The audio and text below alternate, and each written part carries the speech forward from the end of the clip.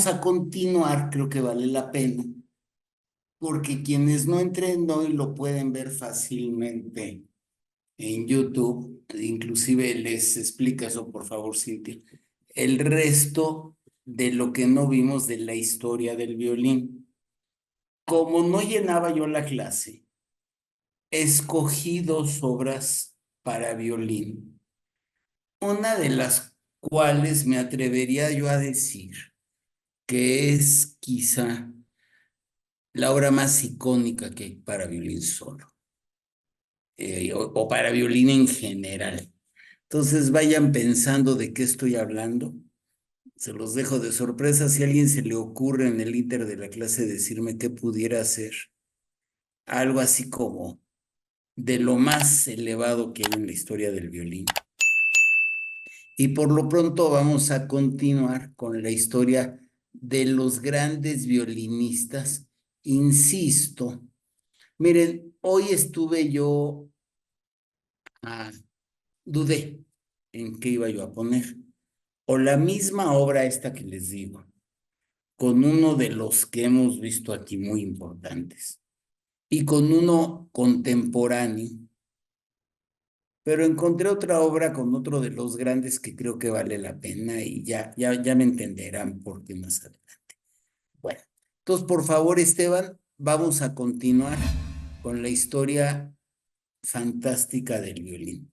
¿Qué podríamos concluir de lo que ya hemos visto? Eh, yo creo que Perelman lo explica muy bien. Yo me acuerdo que tengo dos primos, que uno estudiaba violín y el otro piano, cada uno peor que el otro. Pero pues me acuerdo que cuando los fuimos a ver, en esa época era la sala Chopin. Bueno, con el del violín de plano nos carcajeábamos. Y en cambio el del piano pues sonaba mono. Es que si yo aprieto varias teclas, es mucho más fácil que si con los dedos y el arco modulo, me imagino. Esa es quizá la parte que yo sentiría que simplifica el instrumento de teclado sobre el de cuerdas. Pero ¿qué cosa tiene el de teclado que a mí se me hace dificilísima? A menos que ya se hiciera automático, que se toca con ambas manos y a veces en órganos o puede ser más de un solo teclado y a veces además con los pedales. Entonces la coordinación hasta física. A lo mejor se va volviendo automática como en los carros de antes que se manejaba con el acelerador, freno y clutch. Que al principio uno lo hace consciente y luego ya era totalmente inconsciente.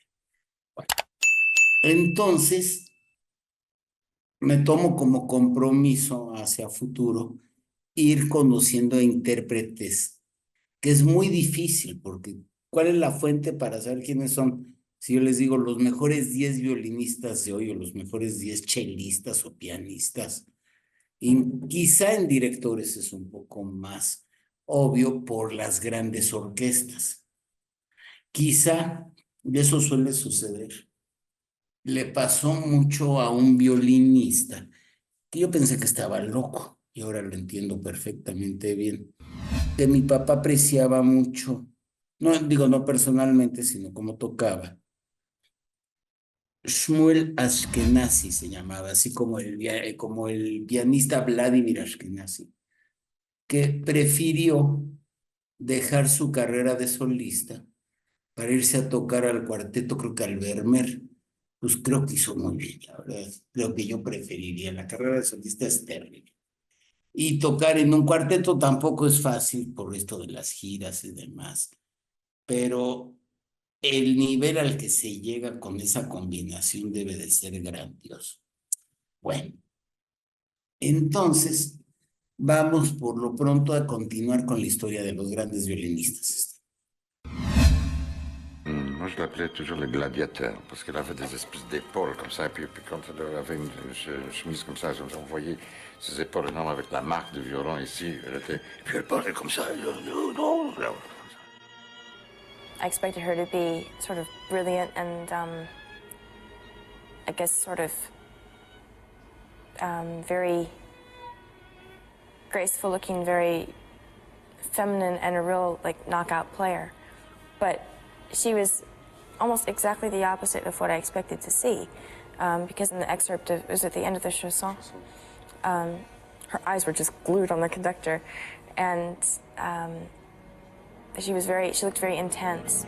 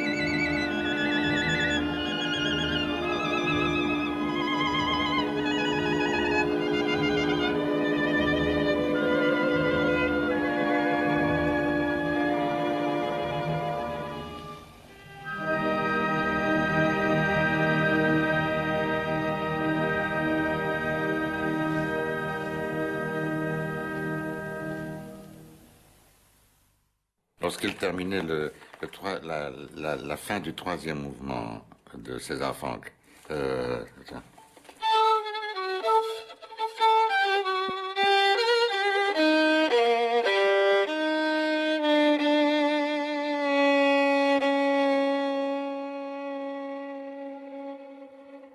Ce do dièse un peu plus bas comme ça. C'était de la couleur.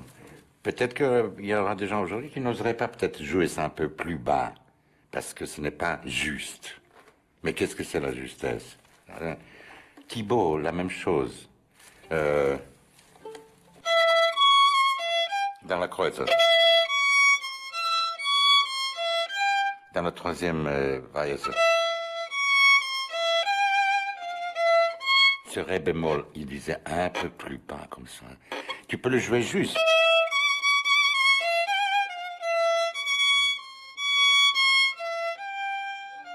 Casals faisait ça tout le temps, la justesse, comme ça. Qu'est-ce que c'est, tu vois? C'était des gens qui faisaient de la couleur. Color, a highly personal way of savoring each note, distinguished the style of Jacques Thibault, the most famous of French violinists. Menuhin spoke with great admiration of his inborn ability to handle a phrase without asking permission of the metronome.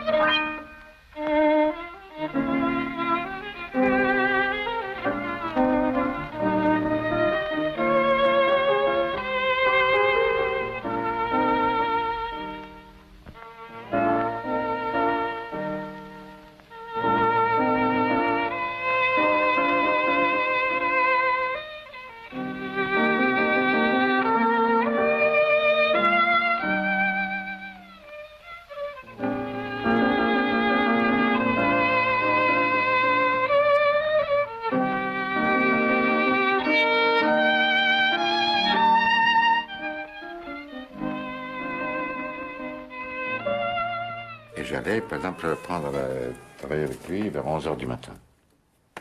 J'arrivais chez lui, il portait une espèce de robe de chambre un peu dépnaillée, comme ça. Il avait une cigarette qui lui tombait du bout de lèvres. Et il a peut-être même pris un petit verre de, je sais pas, whisky. Ok, enfin. Et il était là en train de jouer comme ça. Et c'était ça la leçon. La leçon était que c'était un homme fait violon, un violon devenu homme.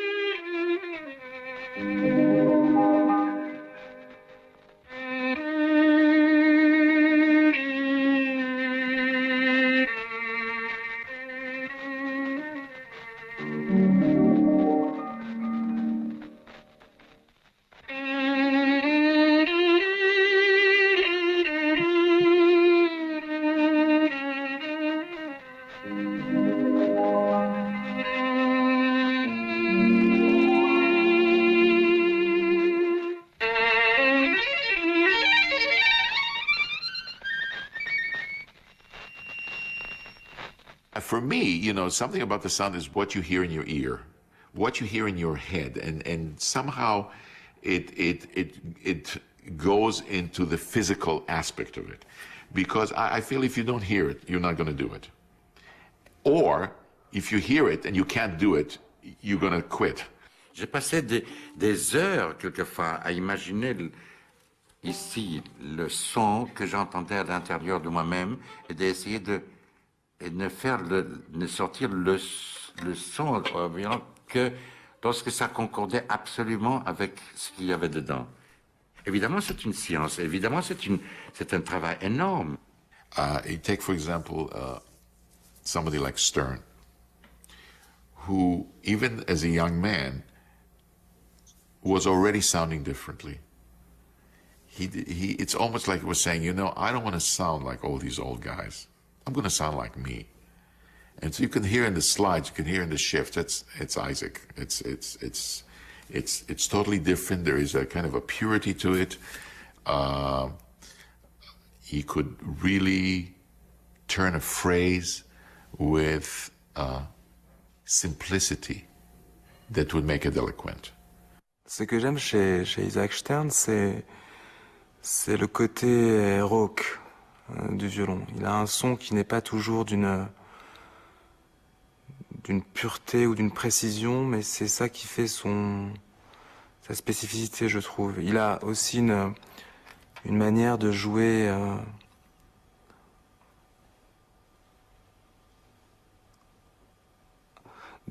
faux qui sonne juste. There is a romantic emotional involvement, and there is a pure emotional involvement. Of course, he would be very, very dramatic.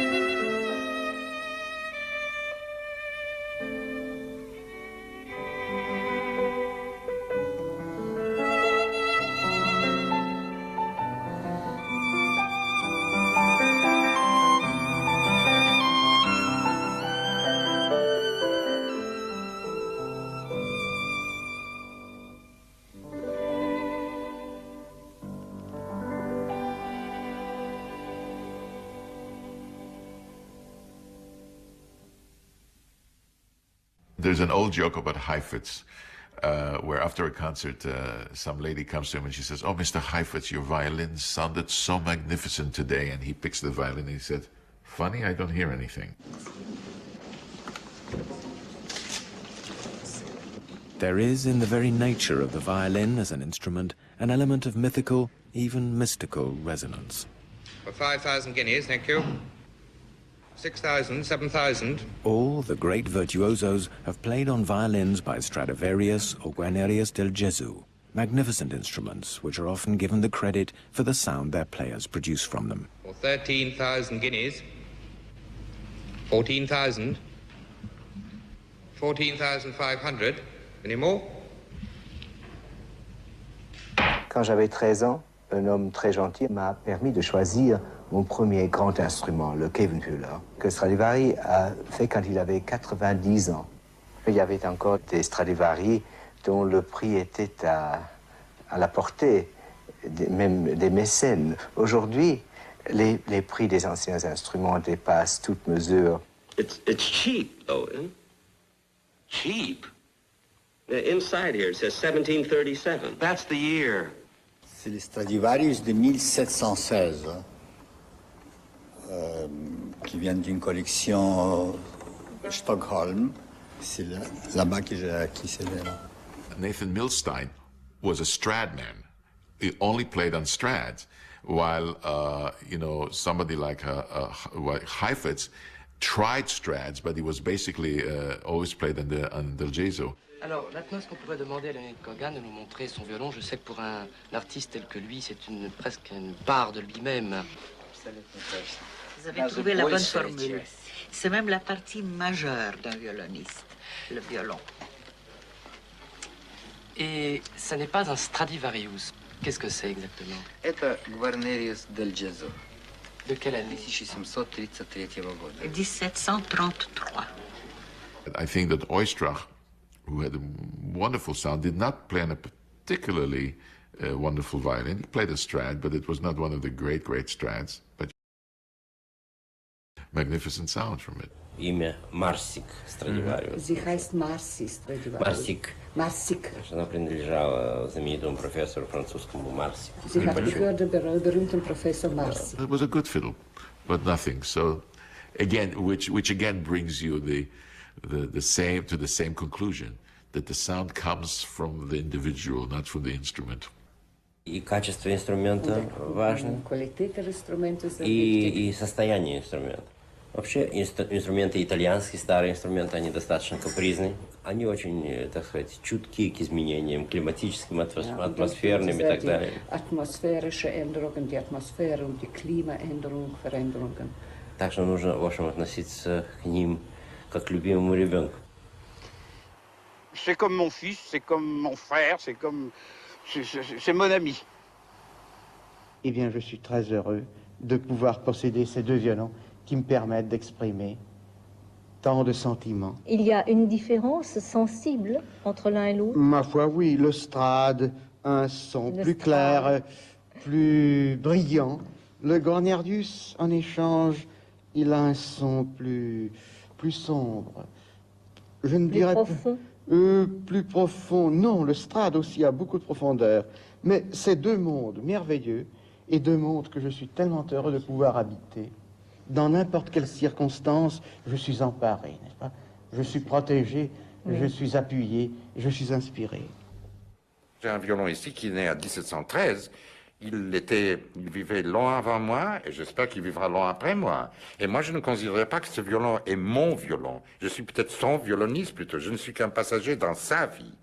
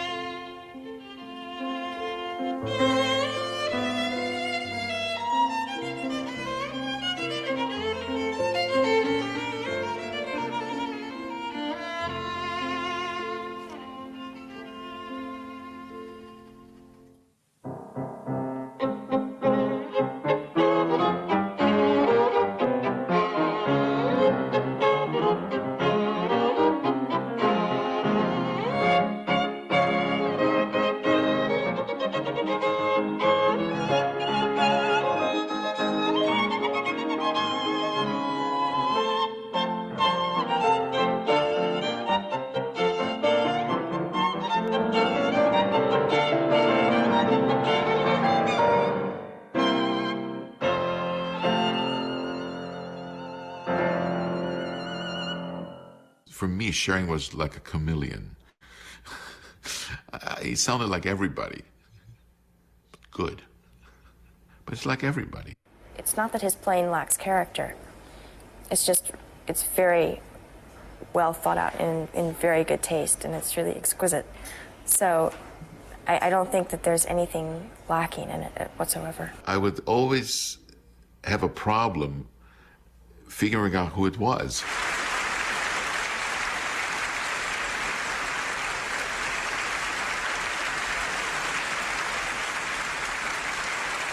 So I always have a thing with my wife. I said, who is playing? Well, I don't know who it is. Ah, it must be Schering. Because it's good. And probably for me, his Bach was the most consistent with what I was looking for in Bach.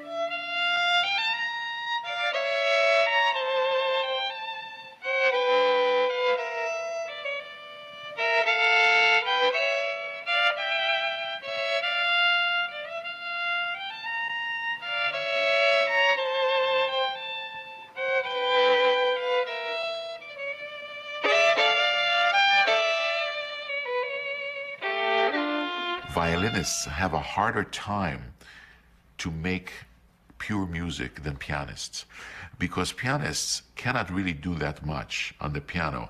They're immediately forced to turn the phrase. They don't have to deal with vibrato, they don't have to deal with shifting, they don't have to deal with sliding, they don't have to deal with bow speed. They got to deal with an instrument that basically you put down the key and you get a sound. And if you play a few notes in a row and they sound blah, you have to deal with music immediately. Fiddle players don't have to deal with music. Also, another thing that fiddle players have to deal with is an intonation. So pianists don't have to deal with that, with all of that. So they're immediately forced to think of a phrase. We don't have to think of a phrase right away. You know, we thank God that we can play something that would sound decent and in tune and without a scratch. So a lot of, you know, so some of the fiddle players, you know, sometimes stayed with the kind of concentration on all of the things that really take to make a violin sound good. And by the time you mastered all of that, you're 95 years old. It's no time for music.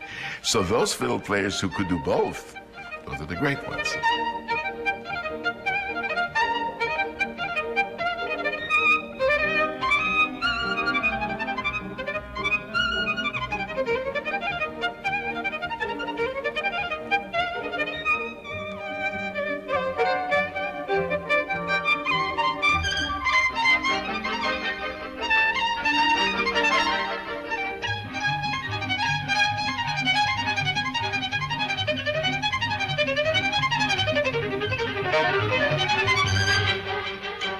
It was kind of funny to see someone like Kogan play. He looked, I don't know, in a way he almost looked kind of panicked or uncomfortable when he was playing, but his playing didn't sound that way.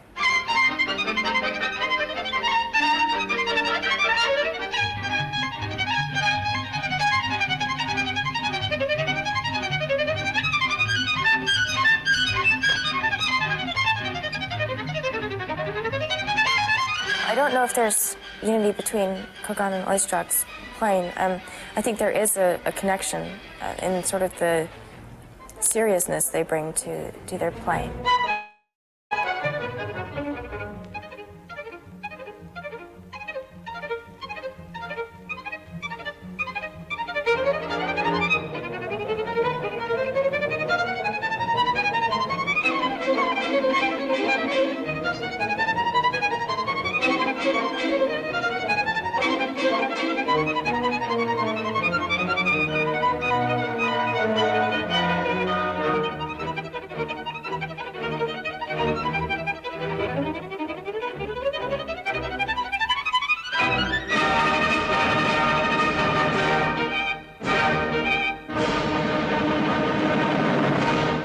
Вы знаете, даже маленькие дети в центральной музыкальной школе, им, так сказать, ну, знаете, вот так говорилось, так думалось, во всяком случае, вот будешь заниматься, будешь, какой страх, будешь ездить, посмотришь, пойдешь в Америку. Америка это была, в общем, ну, дальше, чем созвездие Скорпиона.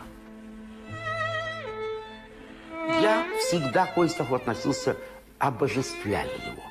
Потому что еще во время войны, когда я был мальчишкой, в Оренбурге эвакуировали, во время холода и голода, я по радио слушал очень часто рондо капричозо Сен-Санса в исполнении Давида Ойстраха. Я, знаете, ухом прилипал к этой самой громкоговорителю, так называемому, для того, чтобы слышать каждую ноту. Вот с тех пор у меня была мечта познакомиться с Ойстрахом.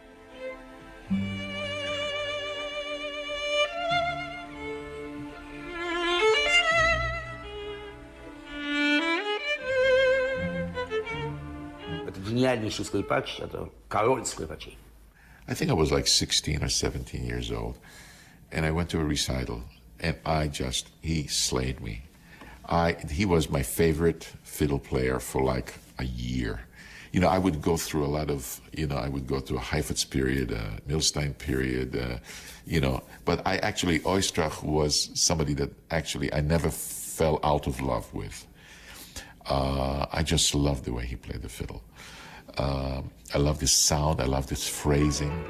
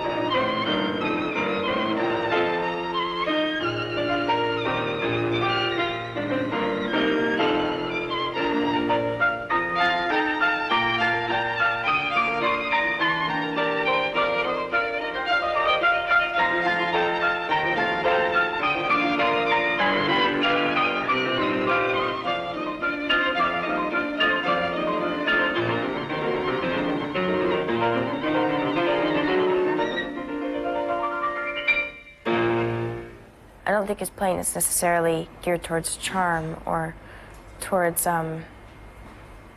real rapport with the audience as far as just trying to draw them into the performance. But I think people get drawn in listening to him by sort of sheer force of will. His external appearance could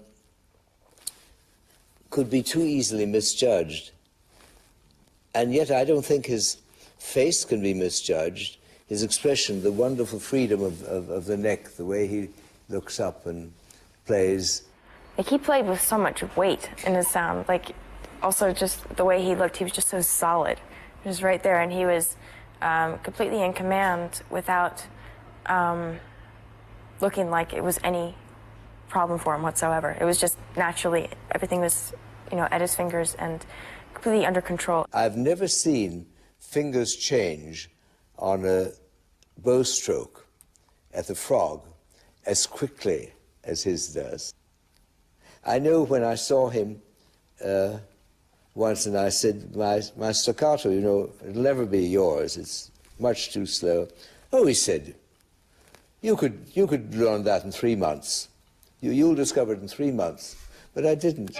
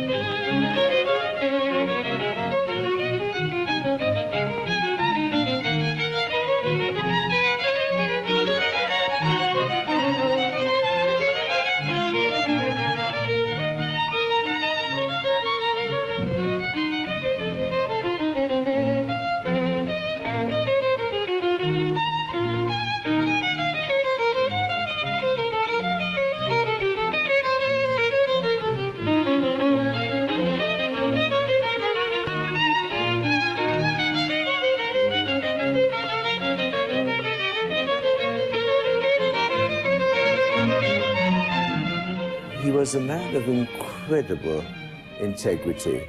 I only knew very few such artists. Some were free because they wanted to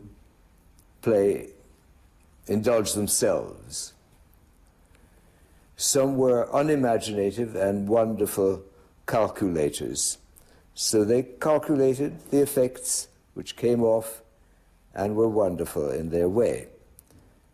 Each time the same effect in the same way, predictable, and after all, eclipses are predictable too. They're part of the great laws of nature. But there are two schools, the one that's utterly predictable and the other that's utterly abandoned. But he married, Oistrakh married the two.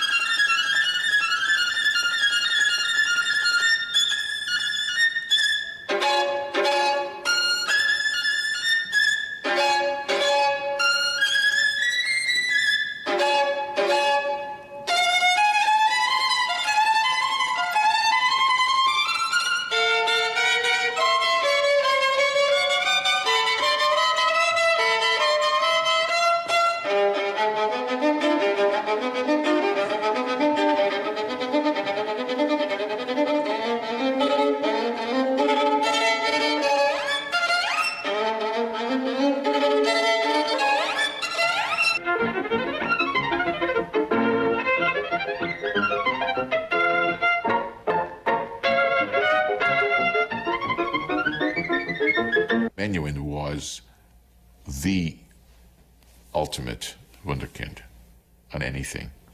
Probably people will say, well, what about Mozart? Well, okay, well, that was a little bit back. Yehudi était devenu la légende de Isaac Babel à Odessa. Tu connais le conte d'Isaac Babel qui disait dans chaque famille juive à Odessa, il y avait un petit garçon qui allait devenir le messie du violon.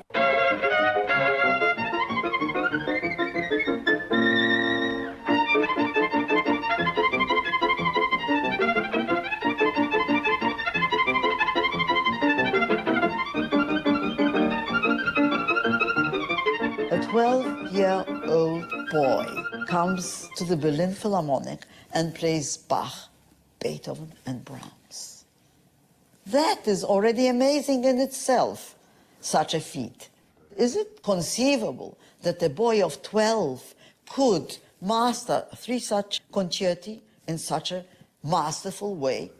It was the most heartfelt and straight to your heart kind of playing that anybody has ever heard.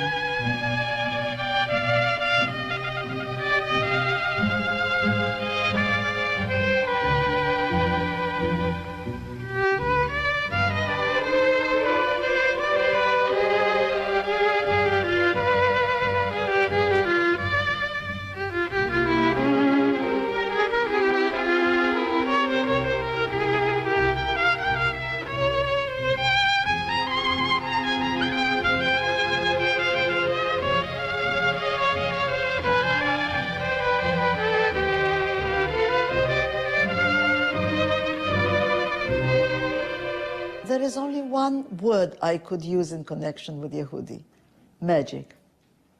Menuhin was the most natural player. Totally natural. Technically, sound-wise, tone-wise, it was natural. You listen to something like his, there's some recording of the Ronde de Lutin of Bazzini. Nobody better. With that interesting sound. It had like so many layers of color.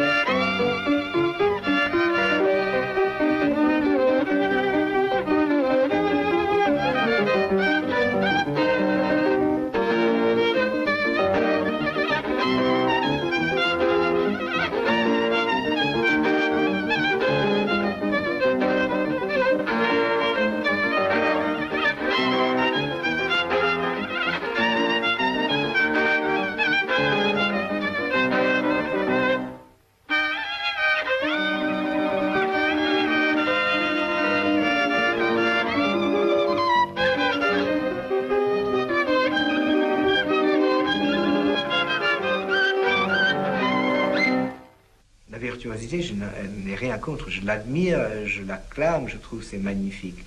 L'artisanat aussi poussé, une maîtrise aussi merveilleuse, c'est une chose à admirer et à cultiver. Mais il arrive un moment où cette même virtuosité se détruit parce qu'elle a besoin justement de la nourriture de la musique.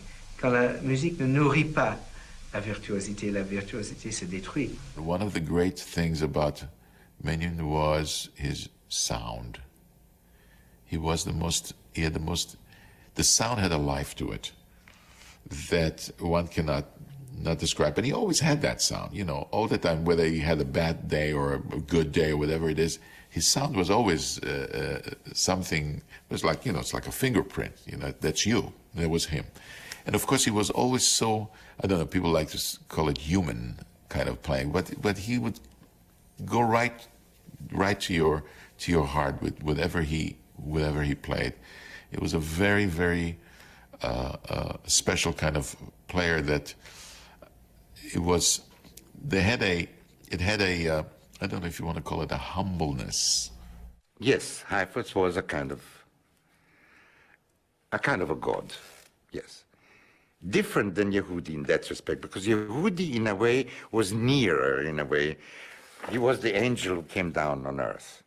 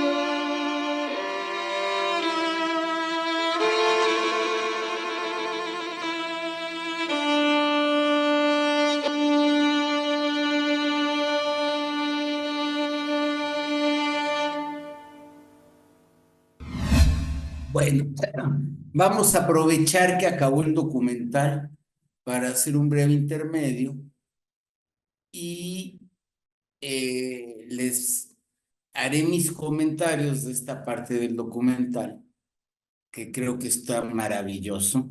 Insisto, qué lástima que mi papá no vivió mientras O sea, murió antes de que saliera este documental, le hubiera fascinado.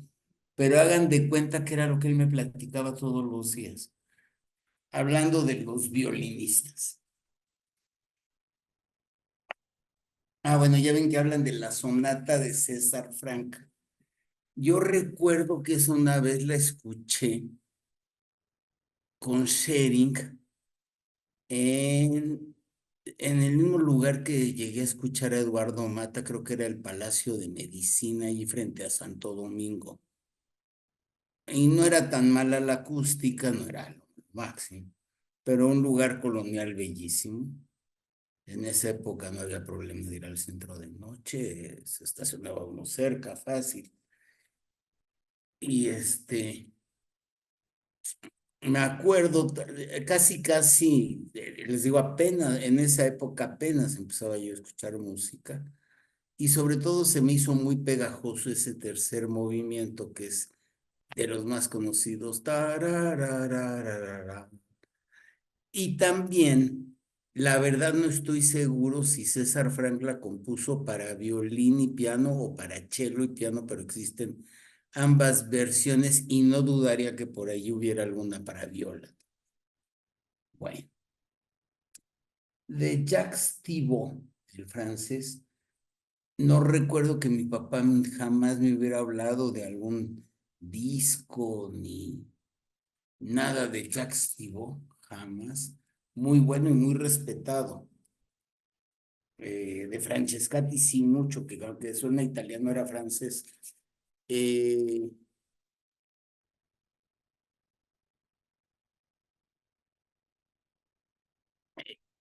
interesante eso, dicen que a veces la desafinación da color, lo cual es totalmente cierto. Es como, digo, piensen en cualquier obra pictórica.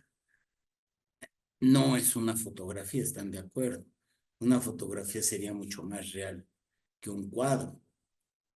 Pero es más, hay muchas maneras de pintar a la misma persona, en la misma posición inclusive. Entonces, aquí claro que es un arte donde ahí coincide el intérprete con lo que sería el compositor. Aquí la pregunta sería, ¿se vale alterar como intérprete el deseo expreso escrito por el compositor? Pues según ellos ya ven que sí es válido. Cuestionable, yo creo. Yo también creería que es válido siempre y cuando exista honestidad. Eso es honestidad artística, ética artística. Bueno, ya ven que tocan una parte de Yehudi Menuhin, me está explicando la sonata Kreutzer de Beethoven. Es una maravilla, quizás la más, sobre todo ese principio. Yo creo que es la más moderna y la más trascendente de todas las obras. Ya ven que hay como el tercero y cuarto Beethoven. De las sonatas para violín y piano, sin duda la Kreutzer es la más avanzada. Aunque no es la última, todavía hay una 10, esta es la 9. Yo creo que la pondremos la próxima clase. Es una maravilla. Bueno, me llamó la atención cuando este señor, el francés que habla, que es muy agradable, Ibiri Gitlis y muy buen violinista, platica que iba a ver a Jacques Thibaud para tomar las clases y que llegaba y era un hombre como él era, tomando su whisky, ensayando, tocando violín y ni clase daba, pero dice que aprendía mucho. Y eso a mí me consta. Me pasó primero con un jefe que me llamaba a su despacho y estaba, hable y hable y hable por teléfono, y de lo que hablaba yo aprendía mucho. Quizá más que si hubiera estado fuera haciendo talacha. Lo mismo luego me pasó con un cliente sumamente inteligente y luego también con un notario sumamente inteligente. Es una manera didáctica muy interesante, como ahora que me gusta mucho, bueno, desde que veo el fútbol inglés, me he vuelto mucho más aficionado que antes al fútbol, porque es otro deporte. El caso es que me doy cuenta que el director técnico de un equipo es exactamente igual que el director de una orquesta. Pero bueno, no me desvío de más. Ok. Pero ¿en qué sí se parece? Eso yo no me lo había ni siquiera imaginado, ni supuesto, ni preguntado, honestamente. Que así como un director de orquesta se imagina cómo en su cabecita, cómo debe de sonar la música un instante anterior. Imagínense la genialidad. La dificultad, además. Orquestas de más de 100 personas. Y yo quiero que se oiga exactamente de tal manera. Y para hacerlo, pues tengo un palito, a veces ni eso, y todo mi cuerpo para expresarlo. Pero además con ciertas reglas. Una vez vi una clase de dirección.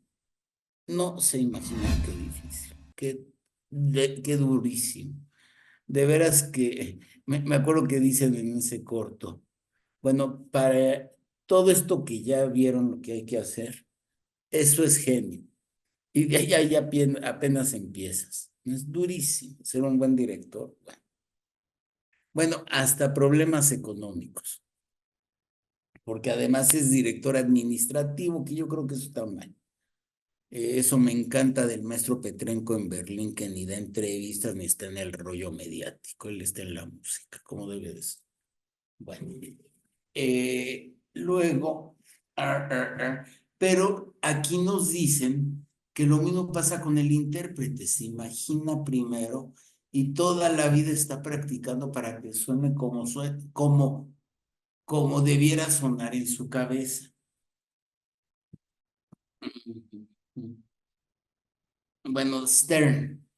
Miren, Stern de entrada viene de un contexto diferente, porque como la gran mayoría es judío ucraniano perseguido, pero a él ya le toca nacer o irse, creo que todavía nace en Ucrania, pero muy chiquito ya está en San Francisco y allí se hace ya en condiciones bastante más favorables, es bastante más joven que otros. Digo, obviamente ya murió, pero era un violinista, que inclusive yo creo que más de alguna vez, mi papá, pues en son de burla siempre le decía Isaac Stern porque decía que lo único que tocaba era el concierto, Isaac Brahms, porque lo único que tocaba era el concierto de Brahms. Era magnífico, digo, de veras era magnífico.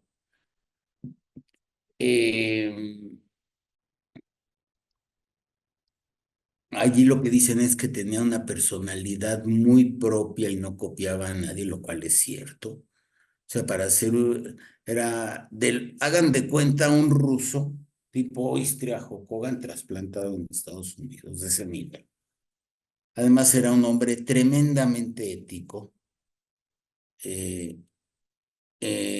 No sé si saben que el salón principal del Carnegie Hall, a donde oía Petrenko, por ejemplo, la mera sala se llama la sala Isaac Stern. ¿Por qué? Porque ya había un proyecto para demoler el Carnegie Hall, que si lo ven entre la calle 57 y la avenida 7, Nueva York, pues es un enanito junto a puros gigantones.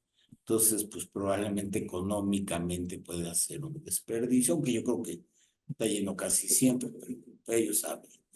El que se opuso terminantemente hizo toda una campaña para preservar un lugar cultural fue Isaac Stern y el Salvo Carnegie Hall. Entonces, por eso es que así se llama. También un gran orador, un genio de los 1000 demonios, tomadorcito, exigente, muy duro con los directores y con la orquesta. Les digo, de muy pocas pulgas. A mí me tocó una vez algo que todavía me da miedo, me acuerdo de su miradita. Creo que tú estabas, Rosita. Estábamos, creo que era la Olinjo Litzli, y se dio cuenta que alguien estaba grabando. Trágame tierra, la furia. No paró el concierto y no, no, no. Ya más era poco lo que le decía. Un hombre muy apasionado, tocaba bellísimo, bellísimo.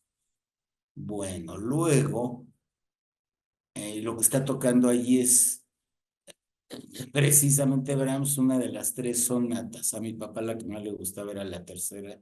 Son magníficas las tres para violín y cello. Era muy, muy romántico. Tocaba en el Guarneri de Jesús. Ya ven que hablan mucho. Mi papá siempre me decía que era mucho más fino el Guarneri de Jesús que el Stradivarius.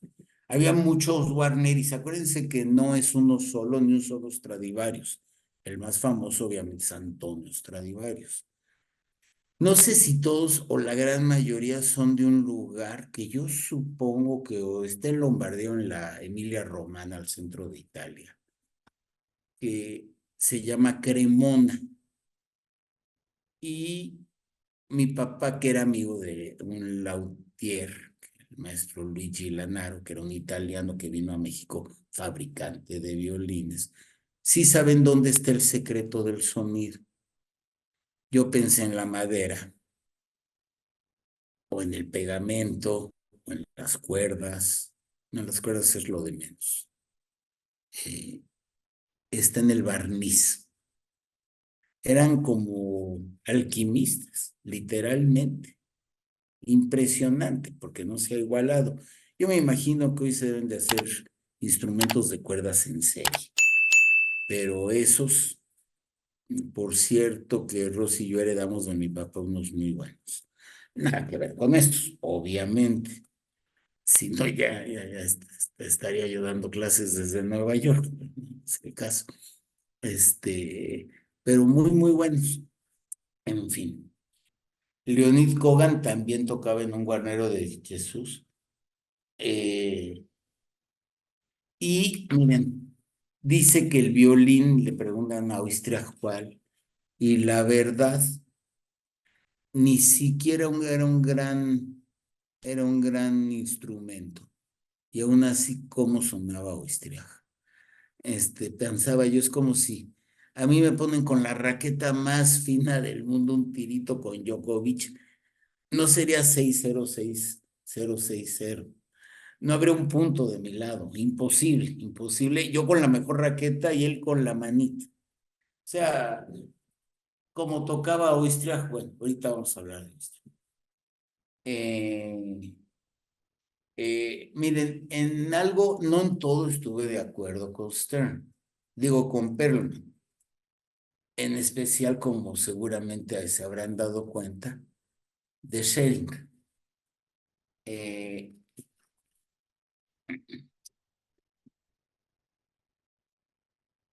Y mi papá decía, y siempre me decía así de Yehudi Minov, niño prodigio, violinista mediocre. Y creo que tenía razón. Miren, tocó cosas bellísimas de Bach, que francamente, no sé ustedes, pero a mí no me conmovían. Cuando toca el doble de Bach, que era como un himno en mi casa. Oigan ese concierto, por favor, el segundo movimiento es de otro mundo. Bueno, el concierto para dos violines de Bach, el segundo movimiento. Pero aquí, cuando tocan juntos, ya lo vimos en clase inclusive virtual, pero aquí cuando lo tocan es tan evidente la superioridad de Oistrakh. Yo creo que sobre el que quieran. Miren, no lo dicen aquí, pero hay una anécdota de Oistrakh que una vez, acabando la primera clase, un alumno le preguntó que cuántas horas al día había que estudiar. Inmediatamente lo corrió de la clase por la pregunta. ¿Cuántas? Las que hagan falta. Punto. Solo así. ¿Y quién sabe? ¿Y quién sabe? Bueno, era tan respetado en la Unión Soviética a nivel de un Sviatoslav Richter o de un Mravinsky. Y sus grabaciones yo creo que sí superan a Ferenc. Mi papá siempre me hablaba del 1 Oistrakh y el 2 Koga. Y Heifetz el Rey. También es más americano que ruso. Aunque también nació en Rusia, pero también se acabó de formar en Estados Unidos. Otro de Beverly Hills. Tan maravilloso. Maravilloso. Bueno, acuérdense de la otra clase lo que decían. Cierra los ojos y escucha la música. Porque lo acusaban que no sentía porque no gesticulaba. Yo creo que ese es un plus, no un minus. Para mí es que qué padre. Claro, no son reglas. El baile de Bernstein a veces se oye maravilloso. Entonces les digo, tampoco coincido con lo de Menuhin que dice Schering, que dice Perlman. Perlman muy bueno, por cierto, yo me acuerdo la primera vez que vino a México, se echó,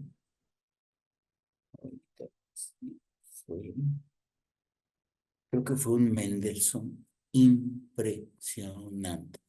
Ya habíamos oído hablar de él y me decía que mi papá, ya saben que pobrecito, tuvo poliomielitis de chiquito y creo que le cortaron de la rodilla para abajo de ambas piernas o algo así. O sea, siempre tardaba mucho en salir.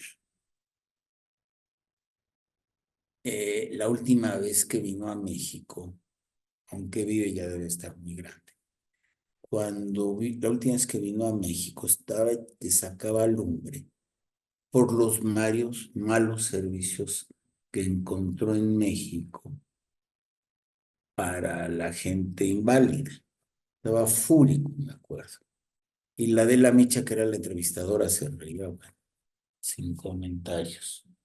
Bueno, y él le sacaba chispas. Y yo creo que dijo, México, never again.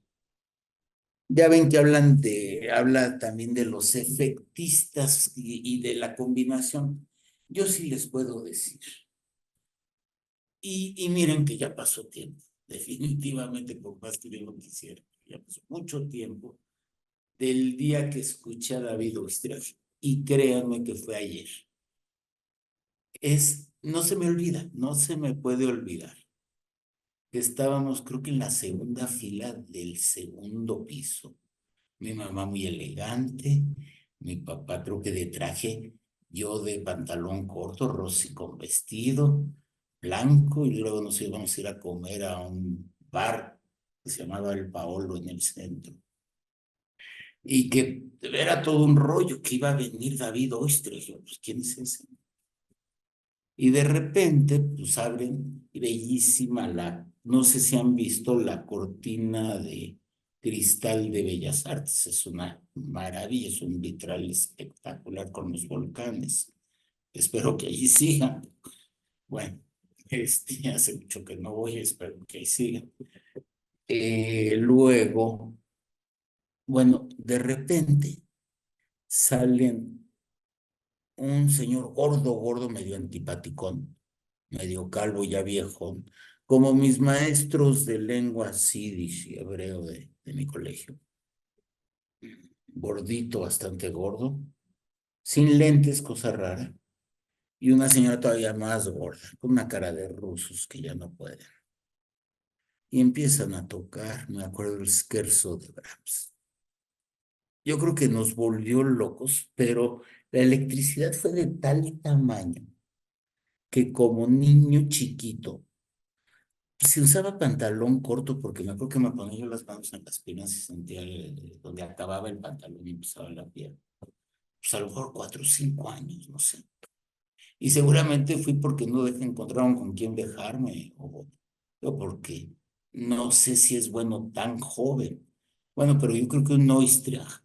Cuando escuché por segunda vez uno enorme, Claudio Arrau, era yo mucho. pero pues haber oído a Oistrakh tan chiquito y que me haya causado tanta emoción, imagínense cómo tocaba. Y me acuerdo, no sé todavía cómo lo podría describir, hagan de cuenta la encarnación de Johannes Brahms, en el sentido que tenía una autoridad el hombre, tocaba con una seguridad, con una contundencia, con una fuerza, bueno, o sea, ¿cómo podría yo decir? Incriticable, espectacular, de veras, por algo llegan a esos niveles. Supongo que hoy debe de haber muchos así, no quiero que se los pierdan, porque pues estos ya, más que en grabaciones, ya no los vuelven a oír. Por lo pronto, de los jóvenes al que búsquenlo y donde lo encuentren, aquí en Petrenko y Berlín, salvo fuera de este mundo. Bueno, lo mejor que hubo en años. Desgraciadamente ya murió Abado, ya murió Maris Johnson.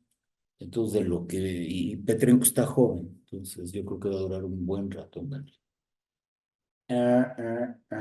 Bueno, digo, tan prodigio era realmente Sin Menuhin que para debutar a los 12 años en la Filarmónica de Berlín y con esos conciertos, o es la época, estoy pensando de quién habrá sido la época de Berlín, entonces yo creo que es Furtwängler. No sé, lo voy a investigar, pero qué interesante ver quién fue el que dirigió esos conciertos en la de Berlín con Yehudi Menuhin. Ojalá lo encuentre.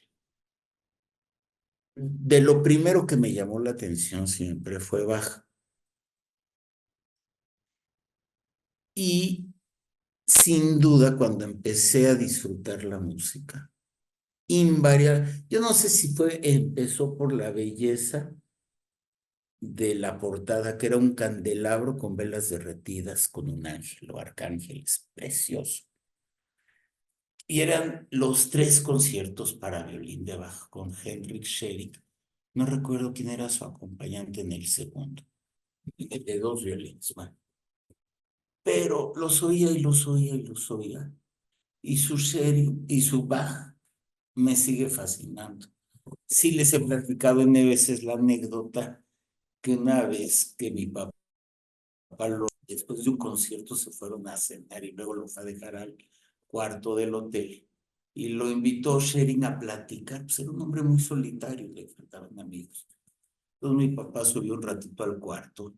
Mi papá no tomaba Schering demasiado. Pero mi papá le llamó mucho la atención que en el atril estaba el concierto en mi mayor de Bach. Le dice, Henrik, ¿a poco sigues estudiando este concierto? Si eres el que mejor lo toca en el mundo. Y le contesto, ¿y por qué crees que soy el que mejor lo toca en el mundo? Y yo no creo que haya tocado nadie en el mundo Bach como él, cuando menos de lo que yo he oído, ni siquiera, y oigan lo que les voy a decir, Nathan Mills, que era el favorito de mi papá. Incluso,